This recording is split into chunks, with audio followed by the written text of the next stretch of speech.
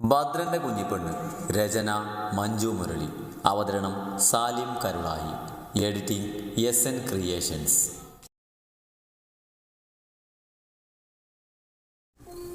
ഭദ്രൻ ഷർട്ടടിച്ച് നിത്യയുടെ മേലേക്ക് കയറി കിടന്നു. അവളുടെ നെറ്റിയിൽ പതിയെ ഭദ്രൻ ചുംബിച്ചു. നിത്യ കണ്ണുകളടച്ച് ഭദ്രന്റെ കയ്യിൽ പിടിച്ചു. ഭദ്രൻ നിത്യയുടെ ആഭരണങ്ങളെല്ലാം അഴിച്ച് അവളുടെ സാരിയും അഴിച്ചു വെച്ചു. അപ്പോഴേക്കും നിത്യാകെ വിയർത്തു. അവളുടെ നെറ്റിയിലെ സീമന്തരേഖയിൽ സിന്ദൂരം പടർന്നു. ഭദ്രൻ നിത്യയുടെ കഴുത്തിലേക്ക് മുഖം വെച്ച് ഉരച്ചു. അവനെ താഴെ അവളുടെ കഴുത്തിൽ കിളിയുണ്ടാക്കി ഭദ്രൻ നിത്യയുടെ കഴുത്തിൽ കടിച്ചു. നിത്യ ബെഡിൽ അമർത്തി പിടിച്ചു. ഭദ്രൻ നിത്യയുടെ കഴുത്തിൽ അമർത്തി ചുംബിച്ചുകൊണ്ട് അവിടെ നുണയാൻ തുടങ്ങി. ഭദ്രേട്ടാ. നിത്യഭദ്രൻ നഗ്നമായ പുറത്ത് നഖങ്ങളായതിക്കൊണ്ട് വിളിച്ചു. ശ്രീകുട്ടി. ഭദ്രൻ അവളുടെ കഴുത്തിന് ചുറ്റും നാവുകൊണ്ട് നുണഞ്ഞുകൊണ്ടേയിരുന്നു. ശേഷം ഭദ്രൻ അവളുടെ കഴുത്തിൽ നിന്ന് മുഖമുയർത്തി ഉയർന്നു പൊങ്ങി നിൽക്കുന്ന അവളുടെ മാറത്തിലേക്ക് നോക്കിയവൻ. അത് കണ്ടെന്ന് നിത്യ കണ്ണുകൾ മുറുകിയടിച്ചു. ഭദ്രൻ പതിയെ കുനിഞ്ഞുകൊണ്ട് അവളിട്ടിരുന്ന ബ്ലൗസിന്റെ ഹുക്ക് അവന്റെ പല്ലുകൾ കൊണ്ട് കടിച്ചഴിക്കാൻ തുടങ്ങി. അവസാന ഹുക്കും അഴിച്ച് അവളുടെ ഇന്നറും അഴിച്ചുകൊണ്ട് അവളെ അർദ്ധനഗ്നയാക്കി. അവൻ അവളുടെ കുഞ്ഞുമുഖം മുഴുവൻ ചുംബനങ്ങൾ കൊണ്ട് മൂടി. നഗ്നമായ അവളുടെ മാറിനെ അവൻ കൈകൊണ്ട് ഞെരിച്ചു. ആ നിത്യവേദന കൊണ്ട് വിളിച്ചു. അവളുടെ ശബ്ദം ഭദ്രനിൽ വികാര തീവ്രത കൂട്ടി. അവൻ ഒരു കൈ കൊണ്ട് അവളുടെ മാറിനെ ഞെരിച്ചു. മറ്റേ മാറിനെ വായിലാക്കി നുണഞ്ഞു. നിത്യ ഭദ്രന്റെ തലമുടിയിൽ കൂടെ തലോടി അവൻ്റെ മുഖം കൂടുതൽ അവളിലേക്ക് അടുപ്പിച്ചു. നിത്യയുടെ മാറിനെ മാറി മാറി ഭദ്രൻ നുണഞ്ഞുകൊണ്ടേയിരുന്നു. നിത്യ വികാരപരവശയായി എന്തൊക്കെയോ പുലമ്പിക്കൊണ്ടേയിരുന്നു. ഭദ്രൻ നിത്യയുടെ മാറിൽ പല്ലുകളായി. നിത്യവേദന കൊണ്ട് പൊളഞ്ഞു. അവൻ അവളുടെ മാടുക്കിലേക്ക് മുഖം പൂഴ്ത്തി. അവിടെ ആകെ അവൻ്റെ ഉമിനീരിനാൽ കുതിർന്നു. അവശേഷിക്കുന്ന വസ്ത്രം കൂടി അയച്ച് ഇരുവരും നഗ്നരായി. നിത്യഭദ്രന്റെ മുകളിലേക്കായി കിടന്നു. അവളുടെ നീളമേറിയ തലമുടി അവന്റെ മുഖത്തിഴഞ്ഞു. അവൾ അവന്റെ നെറ്റിയിൽ മുത്തിക്കൊണ്ട് അവളുടെ ചുണ്ടുകൾ അവന്റെ ചുണ്ടിലെത്തി. ഭദ്രന്റെ വായിലേക്ക് നിത്യ അവളുടെ ചുണ്ടുകൾ കടത്തിക്കൊണ്ട് ചുംബിക്കാൻ തുടങ്ങി. ചുണ്ടുകൾ കടിച്ച് നാവുകൾ പിണഞ്ഞും തീവ്രമായി ഇരുവരും പരസ്പരം ചുംബിച്ചുകൊണ്ടിരുന്നു. ഭദ്രൻ നിത്യയെ കിടത്തിക്കൊണ്ട് അവളുടെ കുഞ്ഞു വയറിൽ പതിയെ ചുണ്ടുകൾ ചേർത്തു. അവളുടെ വയറിന്റെ മൃദുലതയിൽ അവന്റെ ചുണ്ടുകളായിരുന്നു. ശ്രീകുട്ടി, എന്തൊരു സോഫ്റ്റായത്, ഭദ്രൻ പറഞ്ഞു. ആഹാ ഭദ്രേട്ടാ. നിത്യ ചുണ്ടുകൾ കൂട്ടിപ്പിടിച്ചു. ഭദ്രന്റെ കൈകൾ നിത്യയുടെ കാലുകൾക്ക് നീങ്ങി. അവിടെ അവൻ വിരൽ കൊണ്ട് തലോടി. നിത്യയുടെ മാറിനെ നുണഞ്ഞുകൊണ്ട് നിത്യ പുളഞ്ഞുകൊണ്ടേയിരുന്നു. ഭദ്രന്റെ വിരൽ നിത്യയുടെ പെൺമയിലേക്ക് ആഴത്തിലേക്ക് ആഴ്ന്നു. അവൻ വിരൽ ഉയർത്തിയും താഴ്ത്തിയും ചലിപ്പിച്ചു. ആ വേദനിക്കുന്നു ഭദ്രേട്ടാ, നിത്യ കിടന്ന് പുളഞ്ഞുകൊണ്ട് പറഞ്ഞു. ഇത്തിരി വേദനിക്കാൻ ശ്രീകുട്ടി. അവളുടെ മാറിൽ കടിച്ചുകൊണ്ട് വിരലുകൾ വേഗത്തിൽ ചലിപ്പിച്ചു ഭദ്രൻ. ഭദ്രന്റെ വിരൽ ചലനത്തിനനുസരിച്ച് നിത്യയുടെ കാലുകൾ അകന്നുകൊണ്ടിരുന്നു. ഭദ്രൻ നിത്യയുടെ മാറിനെ വിട്ട് അവളുടെ കാലുകളിലേക്ക് മുഖം പൂഴ്ത്തി. അവളുടെ പെൺമയിലേക്ക് അവൻ നാവ് കടത്തിയതും അവന്റെ തല പിടിച്ച് അവിടേക്ക് അടുപ്പിച്ചു നിത്യ. അവളുടെ പെൺമയിൽ നാവ് കൊണ്ട് തലോടിയും നുണഞ്ഞും നിത്യയെ കാമത്തിന്റെ ഉച്ചിയിലെത്തിച്ചു ഭദ്രൻ. ശേഷം ഭദ്രൻ എഴുന്നേറ്റ് അവളുടെ കാലുകളെത്തി അവന്റെ തുടയിലേക്ക് കയറ്റി വെച്ചുകൊണ്ട് നിത്യയോടായി പറഞ്ഞു. ഞാൻ എൻ്റെ കുഞ്ഞിപ്പെണ്ണിനെ സ്വന്തമാക്കാൻ പോവാം ശ്രീകുട്ടി. നിന്നെ ഞാൻ അറിയാൻ പോവാം. നീ എന്നെയും. നമ്മുടെ പ്രണയം നമ്മുടെ ശരീരത്തിലും കലരാൻ പോവാം. ഭദ്രൻ പറഞ്ഞ് നിത്യ ചിരിച്ചു. നിത്യയുടെ നെറ്റിയിൽ ചുണ്ടുകൾ ചേർത്തുകൊണ്ട് ഭദ്രൻ അവളിലേക്ക് ഒറ്റ താഴ്ചയിലായിരുന്നു. നിത്യ ഉയർന്നു പോങ്ങിക്കൊണ്ട് നിലവിളിച്ചു. ഭദ്രേട്ടാ. ആ നിത്യയുടെ കഴുത്തിലേക്ക് മുഖം പൂഴ്ത്തിക്കൊണ്ട് ഭദ്രൻ തീവ്രമായി അവളിലേക്ക് ആഴ്ന്നിറങ്ങിക്കൊണ്ടിരുന്നു. രക്തശുദ്ധിയോട് അവളിലെ പെണ്ണിനെ തീവ്രമായി തന്നെ അവൻ കവർന്നെടുത്തു. മണിക്കൂറുകൾ ഭദ്രൻ അവൻ്റെ പ്രണയം തീവ്രമായി അവളിലേക്ക് ഒഴുകിക്കൊണ്ടേയിരുന്നു. മുറിയിലെങ്ങും കിതപ്പും സിൽക്കാരങ്ങളും നിറഞ്ഞു. മണിക്കൂറുകൾ നീണ്ടുനിന്ന സംഗമത്തിനൊടുവിൽ ഭദ്രൻ നിത്യയുടെ മാറിലേക്ക് തളർന്നു വീണു. നിത്യവനെ പൊതിഞ്ഞു പിടിച്ച് അവൻ്റെ നെറ്റിയിൽ ചുണ്ട് ചേർത്തു. ഇനി ഒരിക്കലും അവളിൽ നിന്നൊരു മോചനം അവനില്ലെന്ന പോലെ അവളുടെ മാറിൻ്റെ ചൂടിലേക്ക് ചേർന്ന് കിടന്നു അവൻ. പിറ്റേ ദിവസം രാവിലെ ഭദ്രനാണ് ആദ്യം എഴുന്നേറ്റത്. തൻ്റെ നെഞ്ചിൽ ചേർന്ന് കിടന്നുറങ്ങുന്ന നിത്യയുടെ നെറ്റിയിൽ അവൻ ചുണ്ടുകൾ ചേർത്തു. നിത്യ ചിണങ്ങിക്കൊണ്ട് ഭദ്രനെ വീണ്ടും കെട്ടിപ്പിടിച്ചു. അവനിലേക്ക് കൂടുതൽ ചേർന്ന് കിടന്നുറങ്ങും. ഭദ്രൻ അവൾ ഇറുകെ പിടിച്ച് നിത്യയുടെ കഴുത്തിലേക്ക് മുഖമമർത്തി.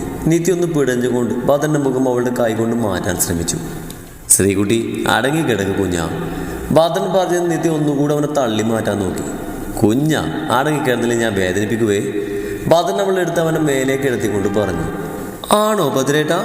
നിത്യ അവൻ്റെ ചുണ്ടിൽ കടിച്ചുകൊണ്ട് ചോദിച്ചു. എടി, എനിക്ക് ആദ്യയുടെയും മജിയുടെയും എൻ്റെ പെങ്ങന്മാരുടെ മുഖത്ത് നോക്കാനുള്ളതാ, ഭദ്രൻ നിത്യയുടെ പുറത്തൂടെ കൈയോടിച്ചുകൊണ്ട് പറഞ്ഞു. അവ എന്നെ ചെയ്തതോ? നിത്യവനെ കഴുത്തിലേക്ക് മുഖമോർത്തി വെച്ചുകൊണ്ട് പറഞ്ഞു. അതുപോലെയാണ് കുഞ്ഞാ. ഭദ്രൻ തിരിഞ്ഞുകൊണ്ട് നിത്യ അവനെ താഴെയാക്കി അവളുടെ മുഖത്തേക്ക് നോക്കിക്കൊണ്ട് പറഞ്ഞു. ആ അതെ, നിത്യ കൂറുമ്പോടെ പറഞ്ഞു. എന്നാ എൻ്റെ കുഞ്ഞിപ്പെണ്ണ് അടങ്ങിക്കിടക്ക്, ഭദ്രൻ ഒന്നുകൂടി എൻ്റെ കുഞ്ഞിപ്പെണ്ണെന്ന് അറിയട്ടെ, ഭദ്രൻ മീശ പിരിച്ചുകൊണ്ട് പറഞ്ഞു. അയ്യോ, വേദനിപ്പിക്കാനല്ലേ? നിത്യ ഭദ്രനെ നെഞ്ചിൽ പിടിച്ച് തള്ളിക്കൊണ്ട് പറഞ്ഞു. എൻ്റെ കുഞ്ഞിന് നല്ലോണം വേദനിച്ചോ? വേദന മാത്രമാണ് ഉണ്ടായത്? ഭദ്രൻ ചോദിച്ചു. അയ്യോ, അവിടുന്ന്. നിത്യ മുഖം തിരിഞ്ഞുകൊണ്ട് കിടന്നു. ഭദ്രൻ അവളുടെ വയറിൽ മുഖമുയർത്തി അവളുടെ പൊക്കിൾച്ചുഴിയിൽ പതിയെ നാവ് കൊണ്ട് തലോടി. ആ ഭദ്രേട്ട. നിത്യ അവൻ്റെ തലയിൽ പിടിച്ച് ഉയർന്നു പൊങ്ങിക്കൊണ്ട് വിളിച്ചു. ഭദ്രൻ നിത്യയുടെ വയറിൽ കടിച്ചുകൊണ്ട് നുണയാൻ തുടങ്ങി. കുഞ്ഞ, ഒരു അരഞ്ഞാണം പേടിച്ചിട്ടെ ഈ കുഞ്ഞു വയറിൽ. ഭദ്രൻ അവളുടെ വയറിൽ തലോടിക്കൊണ്ട് പറഞ്ഞു. നിത്യ ഒന്ന് മൂളി. ഭദ്രൻ ഉയർന്നു പൊങ്ങി നിത്യയുടെ മാറിൽ ചുംബിച്ചു. നിത്യ ഉയർന്നു പൊങ്ങി ഭദ്രൻ്റെ തലയിൽ അമർത്തി പിടിച്ചു. ഭദ്രൻ നിത്യയുടെ മാറിനെ നുണഞ്ഞുകൊണ്ടേയിരുന്നു. അവൻ മാറുകൈ കൊണ്ട് അവളുടെ മാറിനെ പിടിച്ച് ഞെരിച്ചുകൊണ്ടേയിരുന്നു. ഭദ്രൻ നിത്യയുടെ മേലേക്ക് പറന്ന് കയറാൻ തുടങ്ങി. വേദനയും സുഖവും ഒരുപോലെ അവളിലേക്ക് പടർന്നു. ആദ്യം അവൻ്റെ അച്ഛനെ കെട്ടിപ്പിടിച്ചു. അയാൾ അവനെയും. അച്ഛാ, ഞാൻ പോയി വരാം, എനിക്കൊന്നും വേണ്ട, എല്ലാം അവൻ്റെ പേരിലാക്കിക്കോ. മോനെ, അത് അയാൾ കുഴങ്ങി. ചെറുപ്പത്തിൽ എനിക്ക് നഷ്ടപ്പെട്ട അച്ഛൻ്റെ സ്നേഹം തിരിച്ചു കിട്ടിയില്ലേ, അത് മതി. ഞാൻ ഇനിയും വരും, അന്ന് അച്ഛൻ്റെ കൂടെ വരണം. ആദ്യം പറഞ്ഞു. അതെ, ഇനി വരുമ്പോൾ അദ്ദേഹത്തിനുണ്ടാവും, അവിടെ നമ്മുടെ വീട്ടിൽ അടിച്ചു പൊളിക്കാച്ചാ. പൊന്നു പറഞ്ഞത് കേട്ട് അയാളൊന്ന് ചിരിച്ചു. ഈ സ്നേഹം മതി മക്കളെ. മോളെ നന്ദു, നീ എൻ്റെ മകൻ്റെ പുണ്യാണ്, അയാൾ പറഞ്ഞു നിർത്തി. നന്ദ അതിന് ചിരിച്ചുകൊണ്ട് അച്ഛനെ കെട്ടിപ്പിടിച്ചു. അങ്ങനെ സന്തോഷത്തോടെ അച്ഛനോട് യാത്ര പറഞ്ഞ് ആദിയും അജിയും പൊന്നുവും നന്ദുവും അവിടെ നിന്ന് ഇറങ്ങി. ഒരു ദിവസം വന്നു നിന്ന മകൻ്റെ ഒപ്പം ഇനിയുള്ള ജീവിതകാലം മുഴുവൻ സന്തോഷത്തോടെ ജീവിക്കാമെന്ന് ആ അച്ഛൻ വിചാരിച്ചു. പക്ഷേ അദ്ദേഹം അറിഞ്ഞില്ല കാലന രൂപത്തിൽ തന്നെ രണ്ടാമത്തെ മകനുണ്ടെന്ന കാര്യം. ഇതേ സമയം കോളേജിൽ ജോലി റെഡിയായി അവിടുന്ന് ജോയിൻ ചെയ്ത് തിരിച്ച് ബൈക്കിൽ വരികയായിരുന്നു നിരഞ്ജൻ. അപ്പോഴേക്കും കാലം തെറ്റി മഴ പെയ്യാൻ തുടങ്ങി. അവൻ ബൈക്ക് അവിടെ നിർത്തി കണ്ടൊരു ബസ് സ്റ്റോപ്പിൽ കയറി നിന്നു. പുറത്ത് പെയ്യുന്ന മഴ നോക്കി അവിടെ നിൽക്കുന്ന എലീന അപ്പോഴാണ് നിരഞ്ജനെ ശ്രദ്ധിച്ച്. അവനെ കണ്ടതും അവളുടെ മുഖം വിടർന്നു. നിരഞ്ജനല്ലേ? എലീന ചോദിച്ചു. ഹെൽമെറ്റ് അഴിച്ചു മാറ്റി കൈകൊണ്ട് മുടിയിൽ നിന്നും കുടഞ്ഞ് നിരഞ്ജൻ തലചരിച്ച് അവളെ നോക്കി. ചിരിച്ചു നിൽക്കുന്ന എലീനയെ കണ്ടതും നിരഞ്ജന്റെ ചുണ്ടിലും ചിരി വിടുന്നു. ആ, ഇതാര്? മേക്കപ്പ് മാൻ അല്ലേ? നിരഞ്ജൻ ചിരിച്ചുകൊണ്ട് ചോദിച്ചു. അതെ. അല്ല, നമ്മളെന്ത് ഈ വഴി? ഞാൻ പുതിയൊരു ജോലിക്ക് ജോയിൻ ചെയ്ത് വരുന്ന വഴിയാ. ആണോ? ഇവിടെ ഇരുന്നാലോ? അവിടെ ഉണ്ടാക്കി വെച്ചിട്ടുള്ള ഇരിപ്പിടം നോക്കി എലീന ചോദിച്ചു. അതിനെന്താ, കം, നിരഞ്ജൻ പറഞ്ഞു. അങ്ങനെ അവർ രണ്ടുപേരും അവിടെയുള്ള സീറ്റിലിരുന്നു. മഴ അപ്പോഴും പെയ്തുകൊണ്ടിരുന്നു.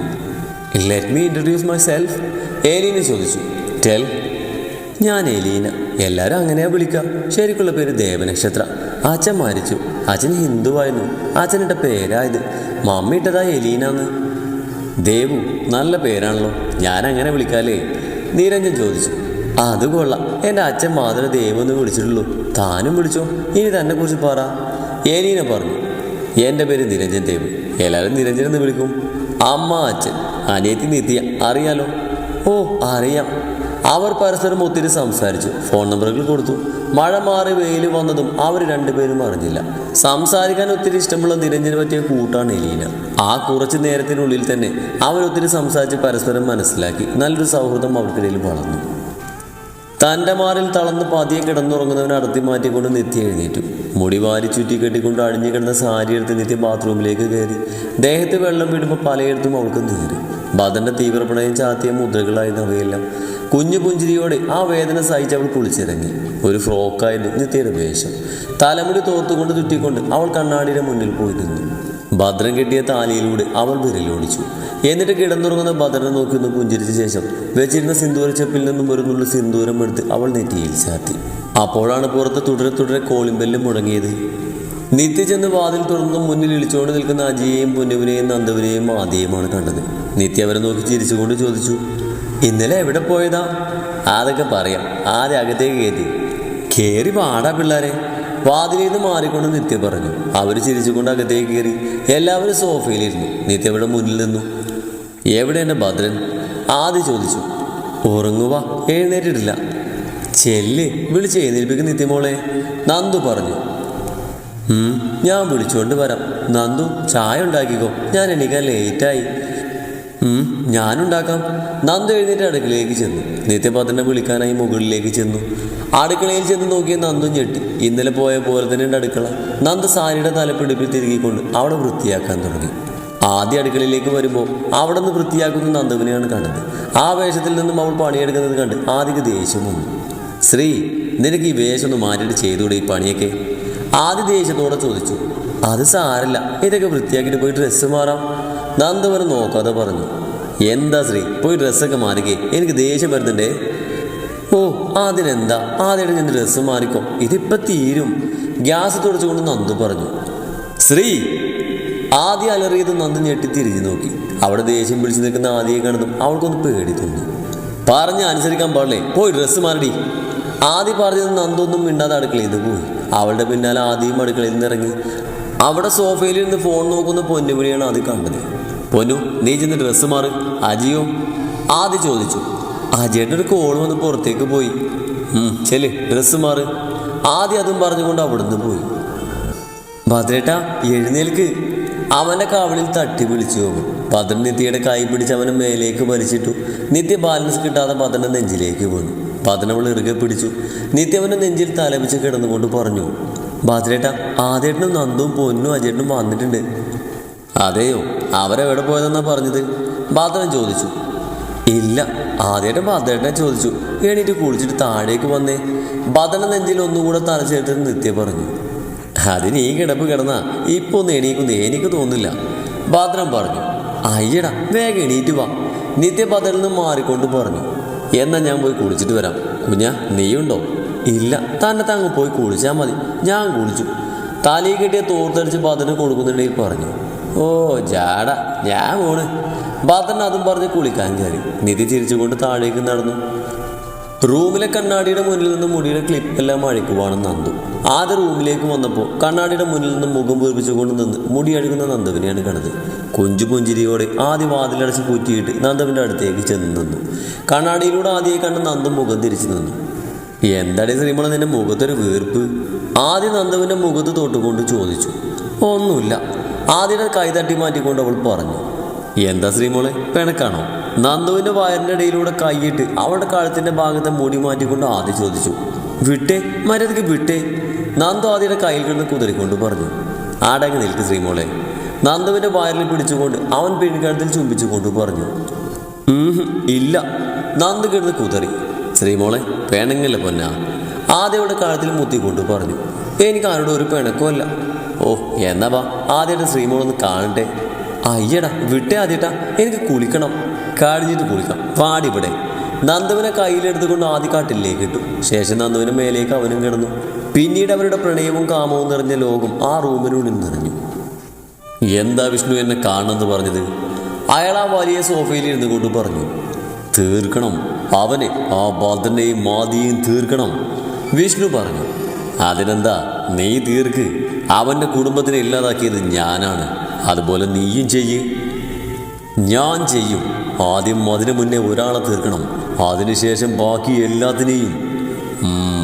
ഞാൻ കൂടെയുണ്ട്. അവന്മാരുടെ ലോകം അറിയുന്ന കമ്പനിയും തകർക്കണം. തകർക്കും ഞാൻ, വിഷ്ണു പറഞ്ഞുകൊണ്ട് അവിടെ നിന്ന് ഇറങ്ങി. അവൻ്റെ മനസ്സിലൊരു വലിയ ലക്ഷ്യമുണ്ടായിരുന്നു. അമ്മ, ഞാൻ പോയി വരാം, അവൾ പറഞ്ഞു. മോളെ അഞ്ജു, സൂക്ഷിച്ചു പോണം, പരിചയമില്ലാത്ത നാടാണ്. ആ അമ്മ, എനിക്കറിയാം. അമ്മ പേടിക്കണ്ട, ഞാൻ പോയി ജോലി ചെയ്യും, നമ്മുടെ കടയെല്ലാം വീടും. ഈ ഒരു ധൈര്യം ഉണ്ടായാൽ മതി മോളെ, മോള് പോയി വാ, അമ്മ പറഞ്ഞു. അമ്മയോട് യാത്ര പറഞ്ഞ് അച്ഛൻ്റെ അനുഗ്രഹം മേടിച്ച് അഞ്ച് വീട്ടിൽ നിന്നിറങ്ങി. അവളുടെ കണ്ണ് നിറഞ്ഞുവെങ്കിലും തൻ്റെ ലക്ഷ്യത്തിലെത്താൻ കണ്ണുനീര് പാടില്ലെന്നുള്ളത് കൊണ്ട് അഞ്ചത് തുടച്ചു കളഞ്ഞു. ജീവിതത്തിൻ്റെ വലിയൊരു വഴിത്തിരിവിലേക്കാണ് താൻ പോകുന്നത് എന്നറിയാതെ എറണാകുളത്തേക്കുള്ള ബസ് കാത്ത് അവൾ ആ പാലക്കാടിൻ്റെ മണ്ണിൽ നിന്നു. കുറച്ച് കഴിഞ്ഞപ്പോഴേക്കും KSRTC ബസ് വന്ന് അവളുടെ മുന്നിൽ നിന്നു. അതിലേക്ക് കയറുമ്പോൾ അവൾ അറിഞ്ഞില്ല ഇനി തൻ്റെ ജീവിതം ആകെ മാറിമറിയാൻ പോവുകയാണെന്ന്. നിത്യ താഴേക്ക് ചെല്ലുമ്പോൾ അജി അവിടെ നിന്ന് ഫോൺ നോക്കുന്നുണ്ടായിരുന്നു.